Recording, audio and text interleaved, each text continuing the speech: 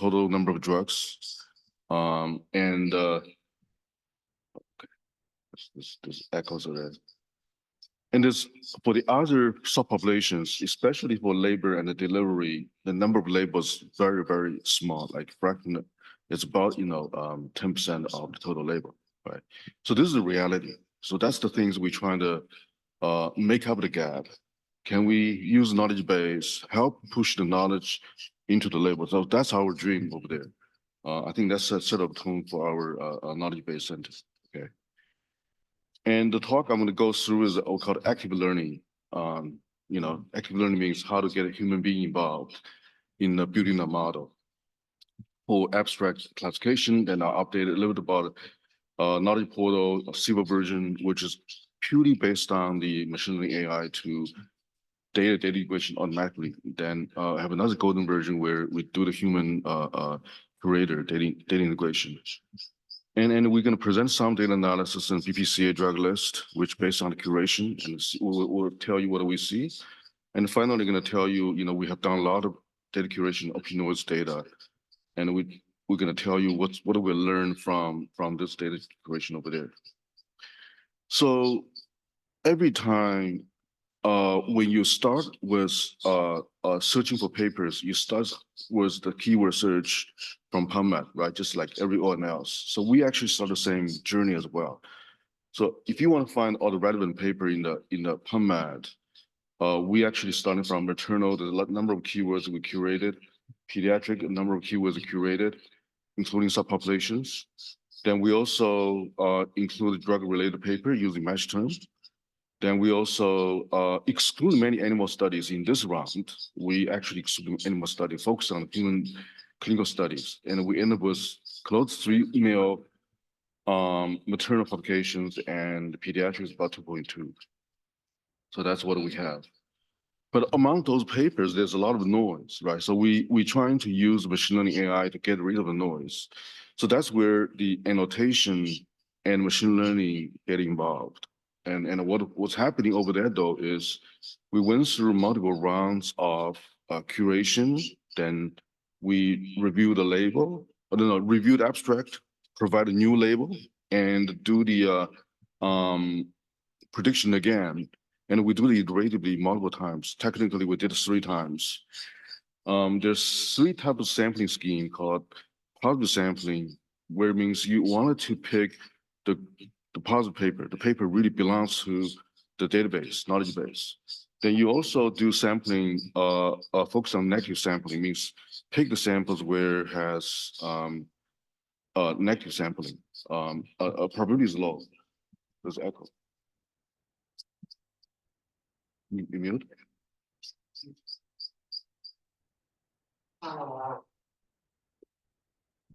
Is it still there? Okay, good. So then there's uncertain sample, means that there are papers, the probability either positive or negative are not very certain. All right, so we use 3 types of sampling stream trying to represent the whole population. Then we do manual review and put them back to the training sample and the validation sample again, and we do it multiple times. So that's the way we optimize our classifier. Okay. I'll tell you why we want to do this. And I'll tell you one journey we had with Sarah's group all together. Actually, we have 16 people, including faculty, students, staff. We actually rated 5 people. And we do the annotation collectively. So 16 people is 8 pairs. Every time we have every abstract, we have 2 annotators to curate it, right? So early on, so this version 1 is the first version of annotation guideline. So we decided which paper is positive, which one paper is negative. At the beginning, we feel that we're good. We're pretty confident that we want to include oral, maternal, pediatric paper, focus on drug therapy, including PK/PD modeling, and excluding in vitro studies, animal study. So sounds like a very clean guideline, right? But after reading, 1,200 papers, we decided there's so many holes over there. So we changed the guideline a little bit, saying drug therapy are either primary or secondary object paper, because that makes difference sometimes. Then some paper talking about assay development for PK studies, right? And it's technical paper, it's not a research paper. So we decided to include them as well. And also there's a lot of epidemiology survey paper focused on medication frequency. We also feel is very, very important. So early on, we don't think about this, but after the 2 rounds of review, we decided we need to include them. And then in the version 4, we actually want to be more specific on subpopulations because sometimes the data curator forgot, which subpopulation look like. So we'd be very, very specific on what's happening. Then the big change over there, though, is so drug is easy thing to see, but sometimes there are also other endogenous or exogenous compounds over there, and it is regularly studied in the maternal and pediatric population. Then there's sometimes they are drug response themselves, and sometimes they are biomarker for disease, right? So the question becomes, are we gonna include them or not? And we debate a lot. So finally we decided to include them because it's still very, very important. So that's changed a lot of the inclusion criteria. That's actually changed a lot of the paper type over there. Then there's also breastfeeding information over there. And sometimes breastfeeding comparing with formula, right? Are we going to include them?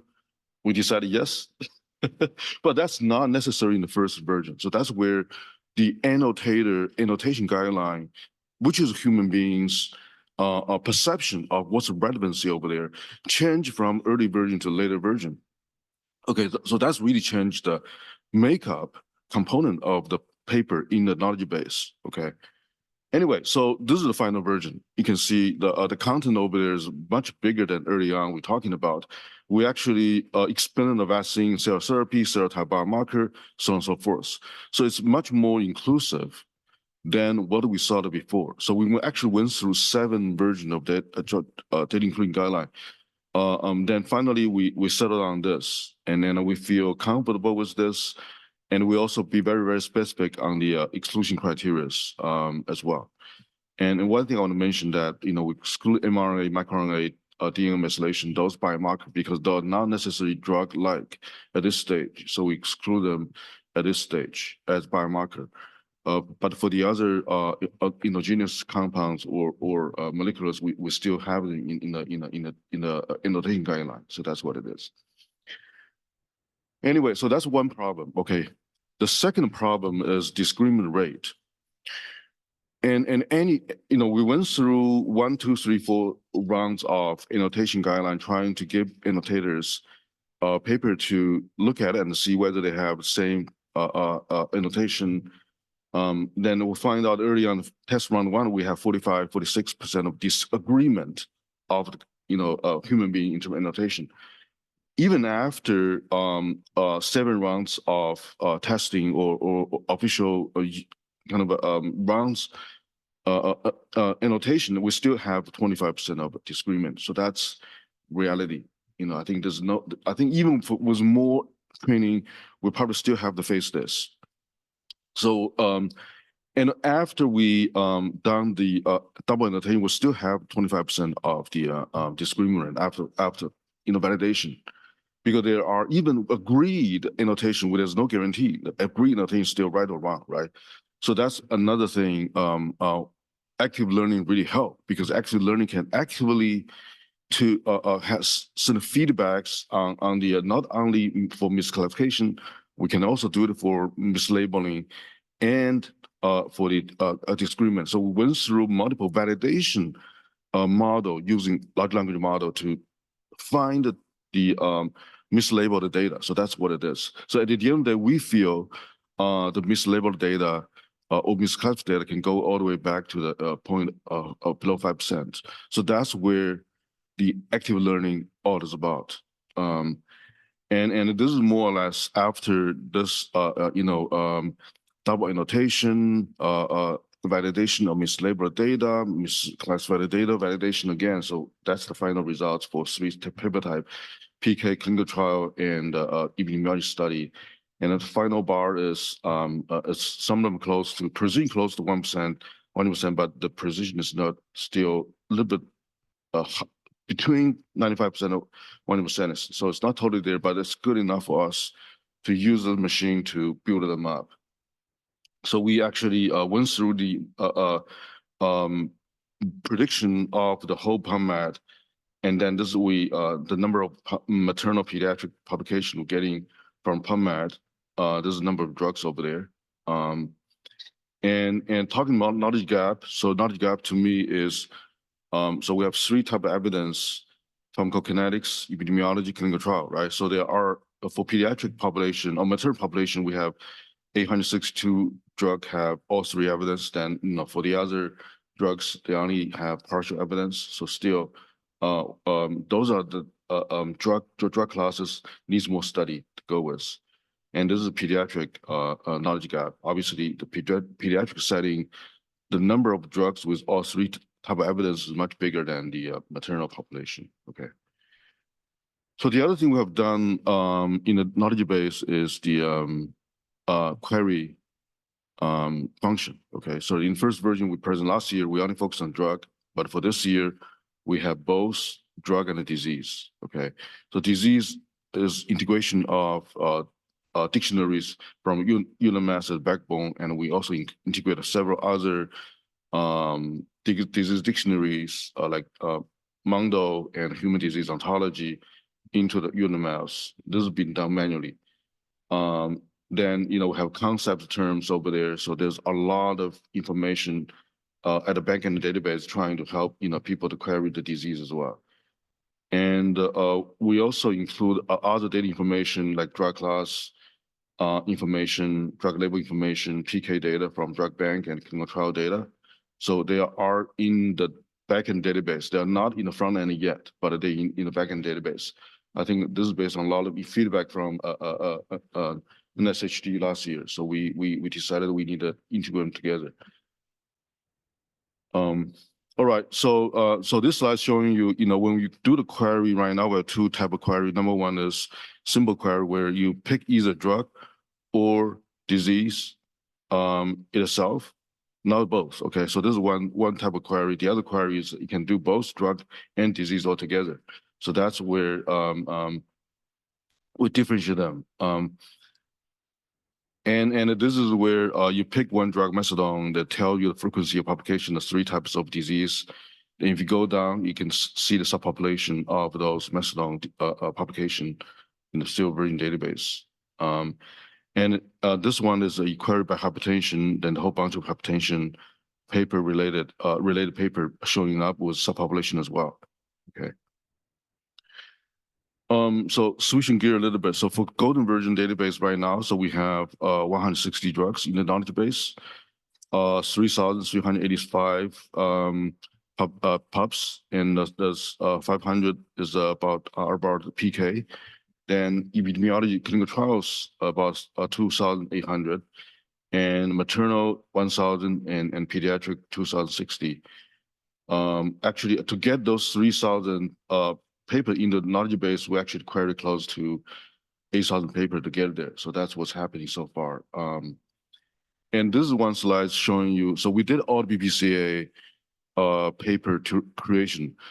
Those papers after 2019, because I think the last version 2019 is they decided to look at 157 drugs, and then we focus on all the papers publication after 2019 and see whether there are additional publication in terms of clinical trials, epidemiology studies, PK trials, and we found 31 drug has pop frequency bigger than 20, and then there's a 21 drug pop frequency 0, and 15 drugs pop frequency 1.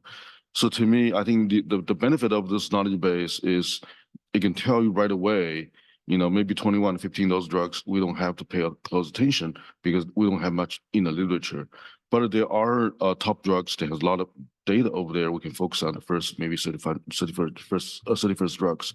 So that's what's happening. So to get those drugs on the 157 on the BPCA list took us probably close to 5 months to get everything into the knowledge base, and we that's what we have so far. So this is we did a lot of work on opioids, so that's where I tell you opioid story. So opioid, we want to focus on that first because we see a lot of publication opioid domain, including PK and P and clinical trials. Okay, because there's a lot of focus over there.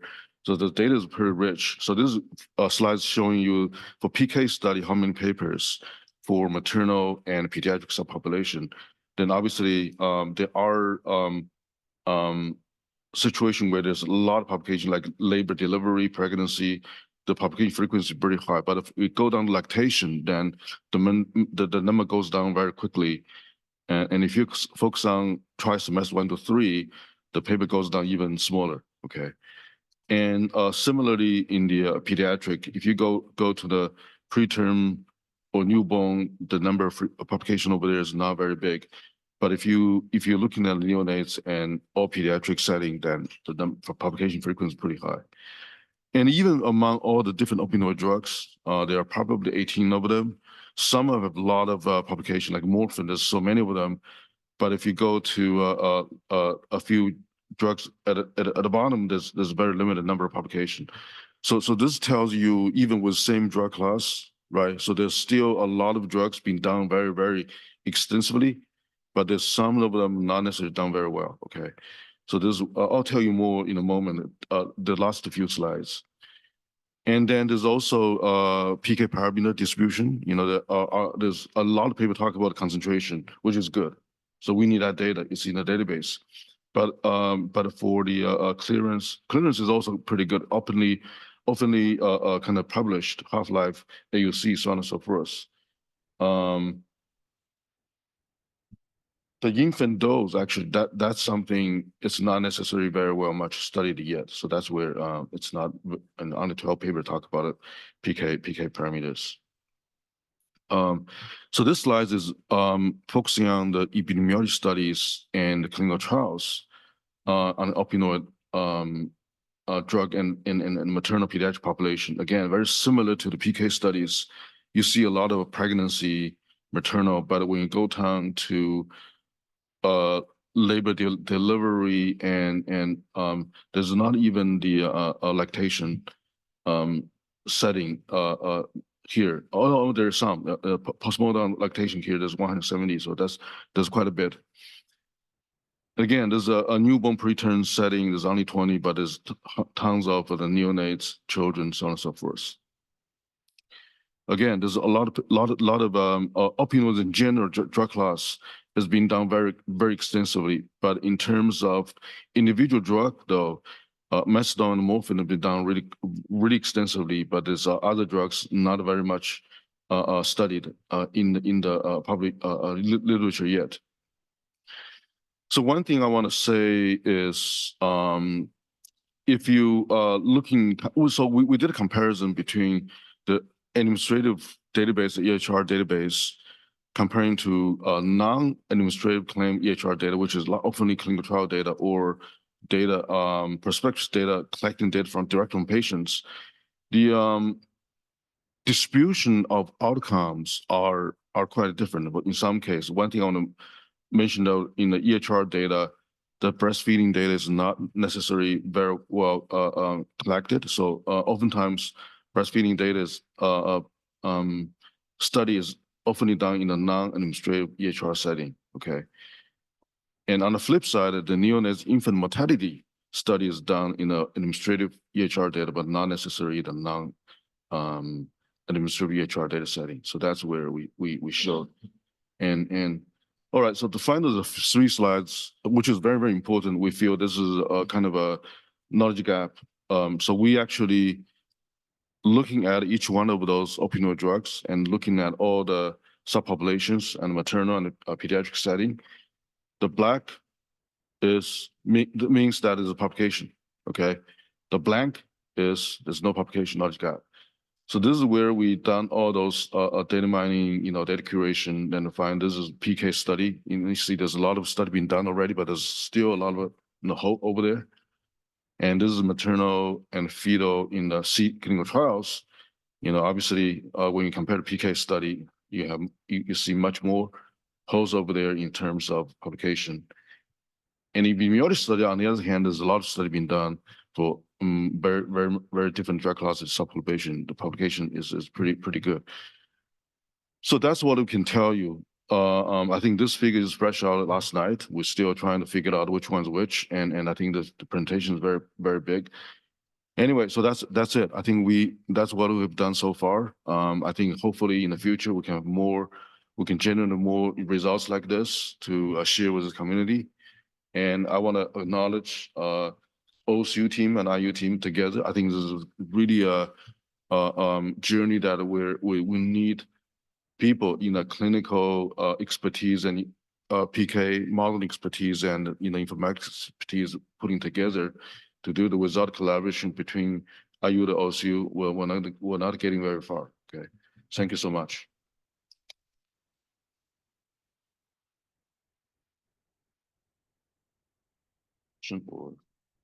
Yeah. This mine should hopefully be quick. I'm Liz from Duke. How often do you refresh the searches? Because we were just looking at this and it's a really awesome database. How often do you look for new publications? Yeah, so I think the silver version right now is up to date. So I think we have a lot of information over there. Golden version, I think probably we need to wait until the end of June this year to get more information. So so a lot of data we show for the golden version is still in the backend database, not the front end. You still cannot see it. Okay, thank you. We trying to refresh the every 6 months in the future. So that's how we want to do. Okay. Yeah. Yeah, I have two questions. One I think might be simple.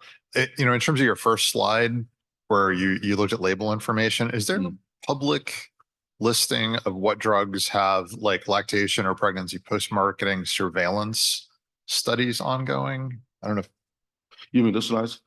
Yeah, like because I'm also curious, like because a lot of drugs have post-marketing surveillance studies for lactation, but I don't know if that's publicly available information.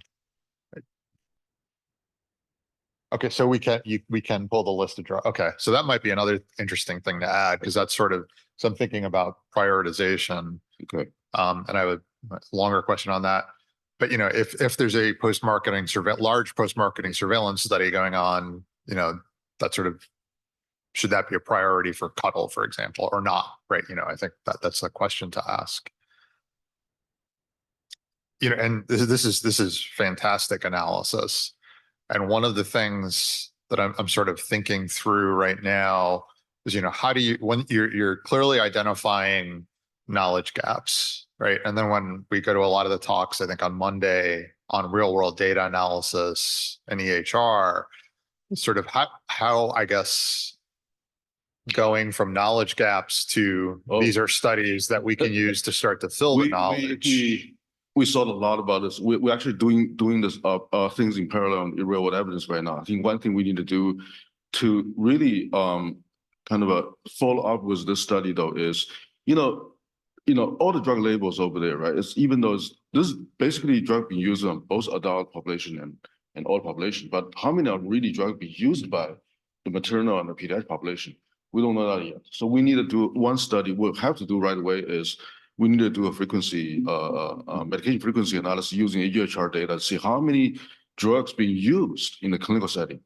So that's where we're going to shrink the number of drugs first. So we're going to do that first, right? The secondly is using real world evidence, including pediatric and maternal. The one thing we have to do is linkage, right? So linking them together. I think we're doing that right now. I think Chris and Sean, they I think it's almost done. So that's where we need to identify subpopulation where, where the maternal, where breastfeeding, where the pediatric. So we need to identify subpopulation using EHR data. I think that's the very next thing we need to do. I think we're pretty close.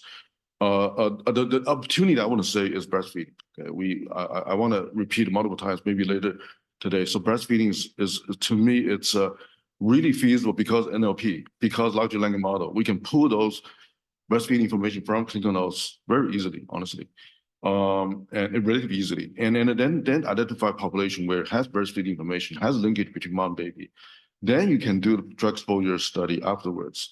So that's, I think, is technology, because technology right now is so powerful, I think we can do a lot of work in real world evidence. So I think the very next step is we're taking the knowledge that we see from publication and go straight to the real world evidence and do the study on top of them. I think that's very next extension. And yeah, and I mean, are you thinking also, so that the frequency use will be really important. I think we talked a couple days ago about getting like search term, right? What are women searching for medications? I mean, it seems like another place for the real world evidence is, again, in terms of prioritization, looking for those drugs that might have a safety signal, right? Because prioritizing, that way, or is there enough information to start to inform a pharmacometric model that could make a easier, lower number of people in a clinical trial? But do you think that's another direction? Yeah, that could be true. Yeah. I think, for patient recruitment, so that's another thing, right? Real evidence can help recruiting patients, identify patients has the needs in a clinical setting. Yeah, that's going to be a fun. I mean, everything I just described is increasing complexity and time, right? Exactly. Yeah, fantastic. It's really coming together, Lang. So first I should say my comments are coming as a journal editor. And when I get a paper, or we get a paper that's a review of the literature, one of the first things I always say is, would you ever use PubMed, since it doesn't contain a huge amount of the world's literature? First question, so I'd like you to comment on that. And then your search terms are all in English. So you've excluded anything that wouldn't put those search terms in English. And I wonder, so I'm wondering what part of the pie, how big is the pie? I mean, it has a lot of information, and I think it's useful, and it may be even indicative of all what is available, but it is clearly not the world's literature. No, I agree. I fully agree. I think right now we focus on PubMed because the way the full text, and at the end of the day, we need the full text, right? To get a real data into a knowledge base. I think the full text from PubMed has the most accessible data information over there. Even though there are like EMBO or a number of journals from Asian has a lot of information too. We knew that, but the problem is full text, whether they're available. In moving forward, we will definitely more inclusive, including all the other publication part into the silver version knowledge base, because the abstract is available. We can do that. Then the language thing, that's a different animal. And I'm Chinese myself. I think there's so many literature in Asian journal as well. So we need to figure out a way. But it's not just Asian. I mean, it's French, it's Italian, it's German. I mean, for example, PubMed doesn't include anything that isn't included in Medline. So there are a lot of English journals that are not included. So yes, it's a limitation, and the technique is more important than this criticism. But there's a lot of data. And the one other source that nobody looks at, that I always ask people who do reviews to go to, are the manufacturers, because there clearly are some problems getting some literature.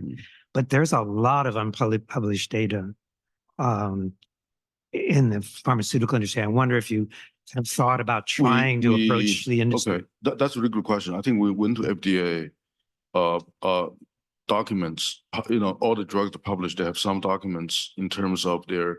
So what's happening though is drug companies submitted application documents. We cannot see it. We can only see FDA approval.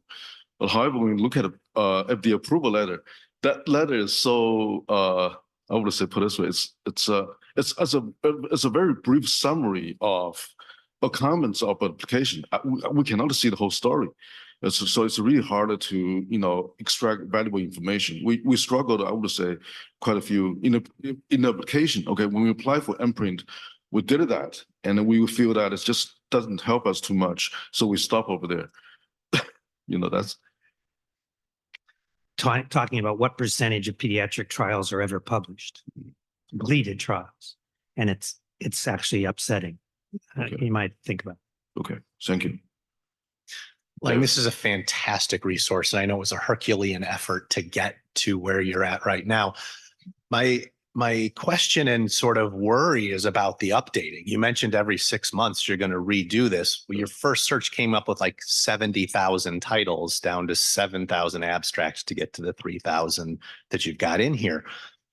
Were there any efforts to learn the search, and what were the exclusion reasons for why you got rid of all of those trials so that you don't have to have an army of 16 people doing this for 6 months every time you have to update? No, let me go to the question. So there's two versions of database, right? The silver version and then the golden version. For the silver version knowledge base, after we this active learning process, I think we're done. So it's a one-time deal. So we're gonna do it. Then the computer gonna do updates automatically for silver version. So we don't worry about this. Okay. The problem is golden version, where I can tell you right now the data curation rate is every person. Okay, data curator we hired.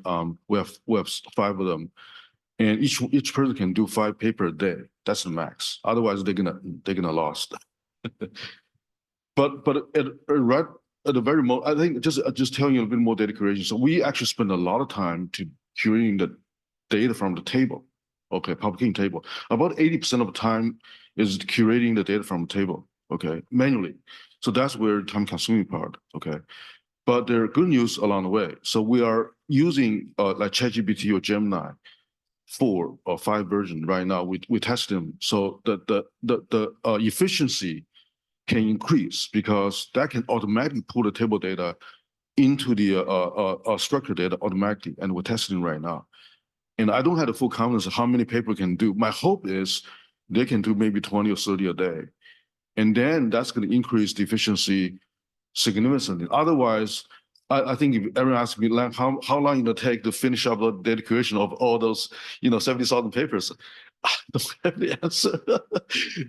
I really want to get them into the knowledge base as soon as possible, honestly. But that's really the technology limiting us to do it. I think right now technology is catching up, but it will still have some way to go. So that's what I can tell you. It's a huge amount of work. I just worry about how can we improve the efficiency to do it. So that's how it is. Yeah. Yeah, quick comment to David's question. We've actually, Gabby, our program analyst in the branch, has been working with the Office of Portfolio Analysis at NIH to try to look at inclusion/exclusion criteria for pregnant and lactating persons in NIH grants. And I think we've sort of concluded it's like impossible. It's just not easy. Are you bringing in pharmacogenomic data for any of the drugs yet? Okay, so for biomarker, actually, for drug response biomarker, we should have them. But I can tell you, it's a small fraction. It's a very small fraction of the data we have in the genetics domain. I can tell you, most of our work is epidemiology studies and clinical trials. Yeah, and I'll say we will include pharmacogenomic studies, but we're not duplicating PharmGKB and what they're doing with the pediatric side of that too. Yeah. I just have a quick question about, thank you for the presentation. Very, I learned a lot about your process and what's available now. So this was great.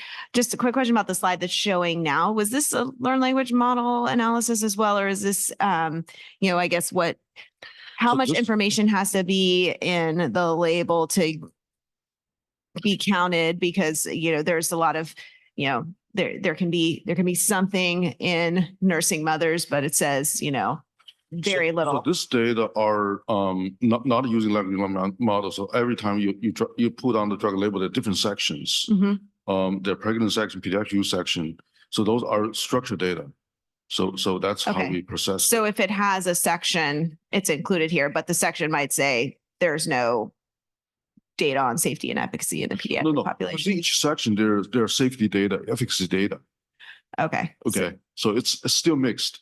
Gotcha. Yeah. So even for pregnancy, there are description on the safety, description on efficacy, also description on the PK. Sometimes even animal model within that. So we didn't break down into additional subcategories. Gotcha. Thank you. Okay. All right. I think that's it. Thank you so much.